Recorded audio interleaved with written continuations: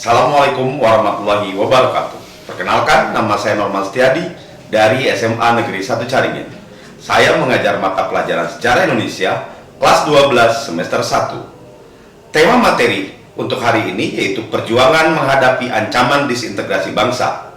Inti materinya adalah bentuk-bentuk pergolakan di dalam negeri tahun 1948 sampai 1965. Adapun kompetensi dasar yaitu menganalisis upaya bangsa Indonesia dalam menghadapi ancaman disintegrasi bangsa, antara lain PKI Madiun tahun 1948, DITII, APRA, Andi Ajis, RMS, PRRI Permesta, dan G30 SPKI. Indikator pencapaian kompetensi yaitu pertama, peserta didik mampu mengidentifikasi pengertian konsep disintegrasi bangsa, konflik, dan pergolakan. Kedua, peserta didik mampu mengemukakan bentuk-bentuk pergolakan daerah yang terjadi di Indonesia antara tahun 1948 hingga 1965. Tujuan pembelajaran: kegiatan pembelajaran menggunakan pendekatan saintifik dengan proses kegiatan mengidentifikasi, mengemukakan, berdiskusi berkaitan dengan peristiwa pergolakan Indonesia sampai tahun 1965. Peserta didik diharapkan mampu membuat peta konsep bahkan tentang pergolakan daerah yang terjadi di Indonesia hingga tahun 1965. Selain itu, pembelajaran menggunakan metode Student Facilitator dan Explaining atau SFE. Sedangkan materi pembelajaran yaitu pertama tentang pengertian konsep disintegrasi bangsa, konflik, dan pergolakan.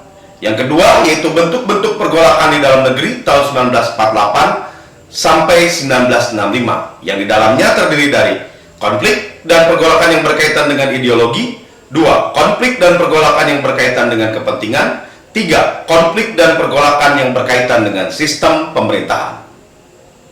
Sebelum kita masuk ke materi, ada sebuah pernyataan dari Presiden Insinyur Soekarno bahwa perjuanganku lebih mudah karena mengusir penjajah. Perjuanganmu akan lebih sulit karena melawan bangsamu sendiri. Selanjutnya, kita akan berbicara mengenai konsep konflik. Konflik diartikan sebagai sebuah proses sosial antara dua orang atau lebih, bisa juga kelompok, di mana salah satu pihak berusaha menyingkirkan pihak lain dengan menghancurkannya atau membuatnya tidak berdaya. Yang kedua yaitu konsep pergolakan. Pergolakan adalah keadaan tidak tenang yang berkaitan dengan kepentingan yang terjadi sebuah gerakan sosial, baik secara vertikal atau horizontal yang dilakukan secara serentak. Yang kedua, konsep disintegrasi bangsa adalah sebuah keadaan di mana tidak bersatu padu dan menghilangnya keutuhan atau persatuan suatu bangsa yang akan menyebabkan perpecahan. Ketika ini terjadi, bukan tidak mungkin akan menjadi pelepas wilayah dari suatu negara. Selanjutnya pada materi bentuk-bentuk pergolakan di dalam negeri tahun 1948 sampai 1965 yang terdiri dari konflik dan pergolakan yang berkaitan dengan ideologi, konflik dan pergolakan yang berkaitan dengan kepentingan, konflik dan pergolakan yang berkaitan dengan sistem pemerintahan. Kita bahas yang pertama, yaitu tentang konflik dan pergolakan yang berkaitan dengan ideologi. Pada konflik ini terjadi ataupun adanya keinginan untuk merubah ideologi Pancasila dengan ideologi yang lain. Seharusnya ketika ideologi ini sudah ditetapkan, maka tidak dapat diganggu karena merupakan kesepakatan bersama dan perbedaan tidak dapat ditolerir. Yang kedua yaitu tentang konflik dan pergolakan yang berkaitan dengan kepentingan. Pada kondisi ini, adanya keinginan untuk mementingkan keinginan pribadi dan kelompok yang mengganggu kepentingan bangsa. Sehingga seharusnya kepentingan pribadi ataupun golongan hendaknya bisa tidak boleh menjadi dominan dan harus menjaga keharmonisasian hubungan bermasyarakat. Yang ketiga yaitu tentang konflik dan pergolakan yang berkaitan dengan sistem pemerintahan. Pada konflik ini, adanya keinginan untuk merubah sistem pemerintahan yang ada.